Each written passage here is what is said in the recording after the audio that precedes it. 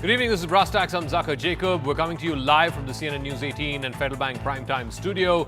The political uproar over the Union Budget 24-25 continues in Parliament, even as the discussion on the finance bill has begun in the Houses. The opposition's biggest bone of contention against the budget is that it is heavily skewed towards just two states, Andhra Pradesh and Bihar. Now that, the opposition says, is not for any altruistic reasons. It is born out of pure political compulsion. And that is because the Modi government is dependent on support from allies in these two key states, that's Chandrababu Naidu and Nitish Kumar. The government's counter to this is that just because some states' names were not taken during the budget speech, and remember, the budget speech is a condensed version of the entire finance bill, which runs into hundreds of pages, the government's contention is it does not mean that those states whose names have not been taken in the speech are not getting anything. For example, the Finance Minister today made the case of Maharashtra to underscore her point that this is what is being given to Maharashtra through budget and off-budget allocations.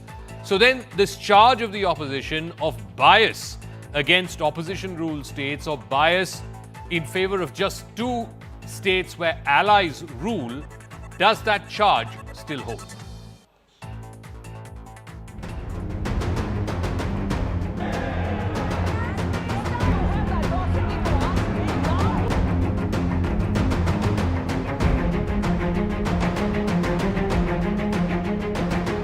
Budget में किसी state को कुछ नहीं मिला और सबके थाली खाली और दो के थाली में पकोड़ा और जलेबी। समर्थन मूल्य किसान को न मिल करके जो अलायंस पार्टनर जो सरकार बचा रहे हैं उन्हें समर्थन मूल्य सरकार दे रही है। ये तो अखबारों में भी छपा है। क्या मिला यूपी को? It has been planned by two and executed for two. It's an anti-people budget. I would challenge the Congress party for all the budget speeches that they've delivered, that in each of the budget speeches, have they named every state of this country?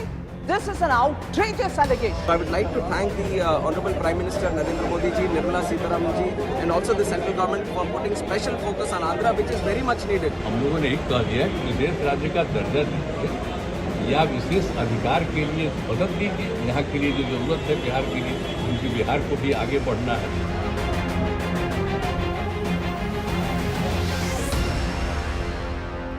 All right, full MPs panel joining us this evening here on Brass Tacks. Aparajita Sarangi is Lok Sabha Member of Parliament of the BJP. J.B. Mathur, Rajya Sabha Member of Parliament of the Congress Party. Priyanka Chaturvedi, Rajya Sabha Member of Parliament of the Shiv Sena UBT. And Kesineni Shivnath is Lok Sabha MP of the TDP. Aparajita Sarangi, let me start with you. The opposition's contention is that the special allocations that have been mentioned in the budget speech are only for two states, for Bihar and for Andhra Pradesh. For Bihar, all of the roadways, the irrigation projects, the flood relief, the temple development, all of that put together adds up to in excess of 40,000 crores. As far as Andhra Pradesh is concerned, 15,000 crores have been earmarked for Amravati, plus unspecified amounts for Polavaram project and other backward districts, etc., etc. So these are the only two states that have got the lion's share of the allocations, is the contention by the opposition. Please respond. A very good evening. I will start by saying that this budget, the seventh budget presented by Madam Nirmala Sitharaman and the 11th budget of PM Modi's government, follows a pattern of yesteryears. It talks of heavy capital expenditure and high welfare spending while keeping growth targets robust and fiscal deficit in check. That's the nature of the budget that was presented by Madam Nirmala Sitharaman. I must mention here that she spoke for 82 minutes in the Lok Sabha. I was sitting there. And let me tell you very candidly that it is not possible for the Finance Minister to name all the states in these 82 minutes of her speech. We have to understand this. But at the same time, I would like to mention here that 48 lakh crore rupees will be spent in 24-25 in accordance with the budget that was approved in the Lok Sabha. Now here, that is under deliberation in the Lok Sabha. Now let me tell you that whatever spending that will be done in Bihar and in Andhra Pradesh is just a subset of the larger set. All the states would be getting their due. But it's not possible to mention all the states. Now here, there is a point which I want to make very emphatically. We are going for polls in 3 states, Maharashtra, Jharkhand and Haryana. Now, had Honorable Finance Minister mentioned the budget provision of these 3 states, I tell you today all these opposition parties people would have raised voice against us saying that we are trying to lure the voters. We have not mentioned Jharkhand, we have not mentioned Haryana because of paucity of time, but yes, they do find place. Maharashtra does find place. And in fact, in one of her interviews, she candidly said, our finance minister, that Badhavan port for 76,000 crore would be coming up in Maharashtra and the union cabinet has approved. Very easily she would have spoken about Maharashtra, but she did not because, it's not possible to mention all the states in 82 minutes. Okay. Now, every issue cannot just be politicized. Now, let me just tell you, Bihar has a population of about 13 crore and Andhra Pradesh has about 6 crore of population, 19 crore population. I think all these people who are creating a ruckus are not finding any fault with this particular budget, and that is why they are trying to kind of, find out some truti, some error somewhere, and they are anti-Bihar and they are anti. Okay. Andhra So Pradesh, let me I would open this say, up very to the candidly. to the other panelists. Priyanka Chaturvedi, with specific regard to Maharashtra, and today the finance minister mentioned this as well. The government says, look at all the announcements that have been made just in the last few months, many of them just before the Lok Sabha elections. Projects worth 36,000 crores were inaugurated by the Prime Minister just before the budget announcement. The Thane-Borivali Tunnel project at a cost of 16,600 crores, Goregaon-Mulund Link project at a cost of 6,300 crores, Kalyan Yard remodeling at a cost of 812 crores, multimodal cargo terminal to boost commodity management and job creation, new platforms at Lokmanya Tilak terminus to accommodate more trains, extension of platforms 10 and 11 at the Shivaji Maharaj terminus. Now, all of these may not have found place in the budget speech, but certainly all of this is going to Maharashtra. So, firstly, thank you so much for reading out whatever has been handed over by the Finance Ministry of India, what we were expecting. And the discrimination doesn't come from our end. The discrimination comes from the Union Minister of India. She must remember she's the Finance Minister of India. We were not expecting her to name any state. When you have 1 rupee in your hand to spend or 100 rupees in your hand to spend, and you have the responsibility to spend that in an equitable manner, we hope that you will spend it in an equitable manner.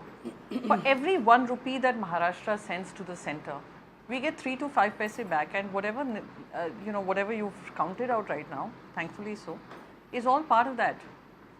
What we are saying is make it equitable. In her speech, she chose to name these states repeatedly, making it sound like this was the Union Budget of India is not Union Budget of India. It is the Pradhan Mantri Sarkar Bachao Yojana, which she has implemented in the hope that she feels that their government will be safe for the next 5 years. Because they also know that this government is dependent on the crucial support of these 2 political parties. So, having said that, I'm sure you have a handout that is given by the Finance Ministry of India for the various other states she did not name. But I will not get into the narrative. The narrative is very simple. Who started this discrimination? Did it come from us or did it come from the Madam Finance Minister herself? And that is the unfortunate part. And listen, this is just one part of the argument. Whether we look at the women-led growth budget, etc., what have they done for the women of this country? What have they done for the youth of this country? What have they done for the farmers of this country? I can argue on various facets. And when you talk about, fiscal consolidation is something like, let's celebrate that the operation is successful but the patient is dead. When private consumption was at its weakest in India, when savings is at lowest in India, when investments are at its lowest in India, that's when you're talking about fiscal consolidation. So these are a few facts that need to be brought on the table, which I'm trying my best to do. And again, 82 minutes also would have sufficed without naming any state, but you chose to name those states. And Madam was saying that 13 crore population of Bihar and some 8 odd crores of Andhra Pradesh. I come from the state of Maharashtra, which has a population of 12 crores. Even they are witnessing how they are being, I would say, not getting their due. Okay. As much as they were seeking in this particular budget. So, Mr. Kesineni Shivnath is TDP Lok Sabha MP. He's now joining us. Mr. Shivnath, So the charge by the opposition India bloc against your government is that a bulk of these resources have been hogged by Andhra Pradesh and Bihar. Again, not for any altruistic or charitable reasons, simply because Mr. Modi is dependent on Mr. Chandrababu Naidu and dependent on Nitish Kumar. In the case of your state, 15,000 crores will be made available through multilateral development banks, that's World Bank, ADB, etc., for the development of Amaravati. Unspecified number of funds will be provided by the central government for Polavaram project. Backward districts in Rayalaseema, again, unspecified amount of funds will be provided for them. There's also a Visakhapatnam, Chennai industrial corridor that will be developed. So the contention of the opposition is that a bulk of the resources have gone to these two states. Thank you, Mr. Jacob and all the panelists.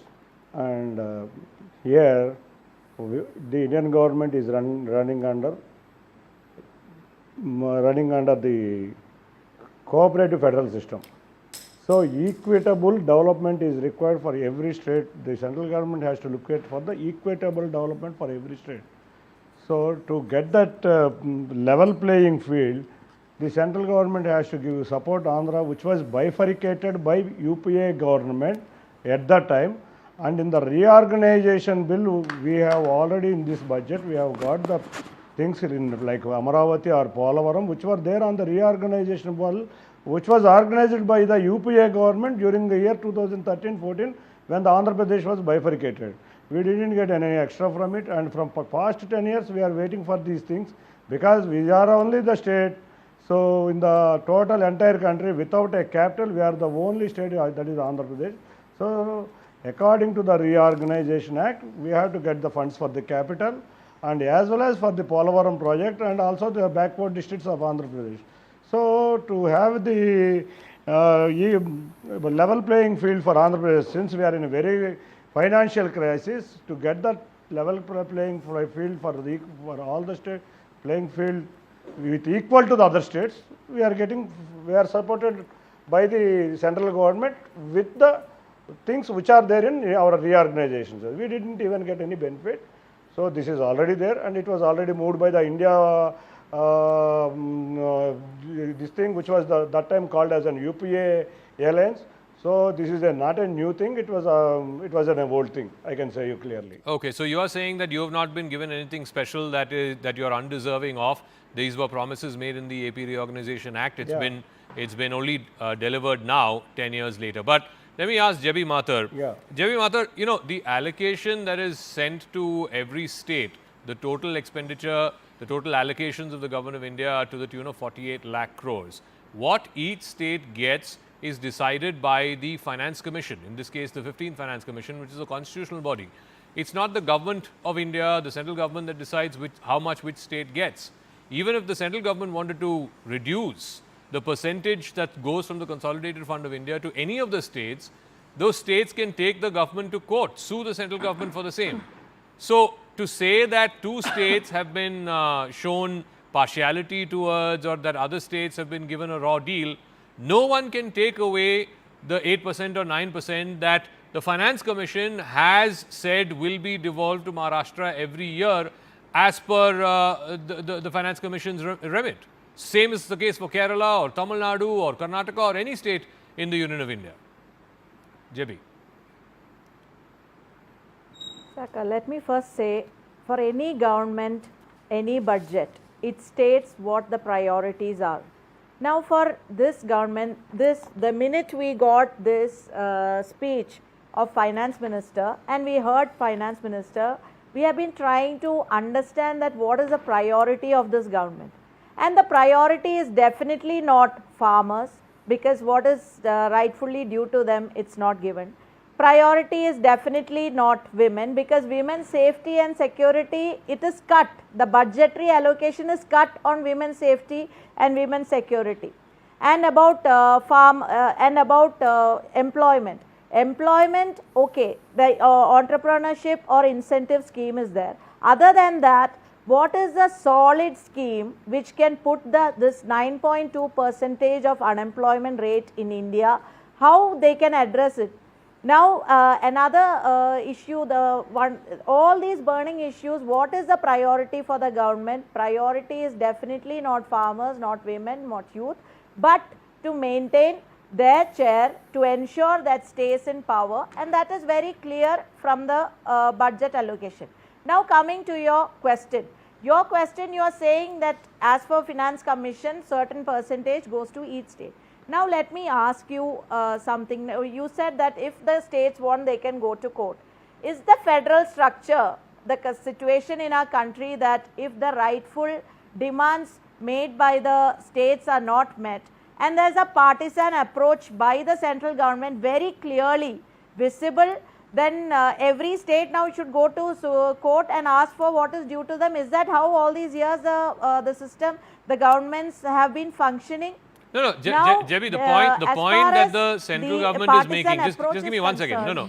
The point that they are making is it's the Finance Commission that has recommended which state gets apportioned how much from the Consolidated Fund of India, from the revenues that the central government collects, both direct and indirect. It's not been decided by the central government. It's not been decided by BJP MPs or by Narendra Modi. It's been decided by the Finance Commission. And not even Narendra Modi can change that. Or Nirmala Sitharaman can change that. What is due to each state has to be given as per Finance Commission recommendations. No, whether it's Finance Commission or whether it's CBI or ED or how the agencies, how it functions, we all know. The entire country knows how, whatever is under the government, it functions. So, now let me get to the specific. You particularly said about Kerala. Let me say Kerala has been totally ignored by the central government. Why? Because it is there's nobody supporting in Kerala for this government, or this government is not dependent on Kerala MPs. Is that the reason? We asked for aims. We gave the land, but no mention of aims. We asked for the largest transshipment container terminal package. That is not given. Flood relief package for Kerala. No, that's not given. Debt, that is not given. And also one more thing about Madam Sarangi ji was saying about this government or this budget is totally for the welfare, high on welfare spending. When you cut Manrega, which is the largest poverty alleviation program, employment generation program, you cut on Manrega, you cut on women's security, and where are you saying you cut on education, you cut on you cut on health, and who is getting the relief? Aparajita Sarangi, in terms of tax regime also, who is getting the relief? How are you justifying the measures in the budget when women's safety budget has been cut, when health has been cut, when education budget has been cut? This is a contention by the opposition that on all of these critical parameters, welfare parameters, if you've cut allocations compared to last year, then what sort of welfare budget is this? With all humility, I would request Madam to go through the provisions laid down in the budget proposal. There is mention of Manrega and there is sufficient allocation in Manrega. I have handled Manrega as Joint Secretary for 5 years. During the time of revised budget proposal, if there is any shortage of funds, Prime Minister Modi's government has been giving the entire filling up the shortage. Every year it has been doing, and in the days to come also it will do if the demand comes. Now here let me be very clear about certain things. Bihar has the lowest per capita income in the country.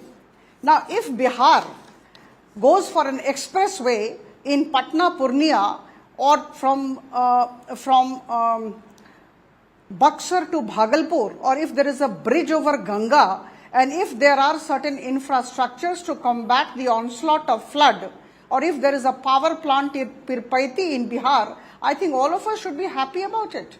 Because Bihar with 13 crore population is lowest in the ladder in terms of per capita income. So I don't think there is any reason why we should not be accepting or not be supporting this. So this is an anti-Bihar approach. This is an anti-Andhra Pradesh approach. If Amravati gets 15,000 crore for, getting it properly done up, I think we all should be happy about it. Andhra Pradesh will have a very beautifully looking capital, and I think all of us should be happy about it. And number two thing, see, in the budget, there are provisions under different schemes. Agriculture has 1,52,000 crore, RD has about 2.66 lakh crore, 3 crore for 3 crore houses under PMAY scheme would be built.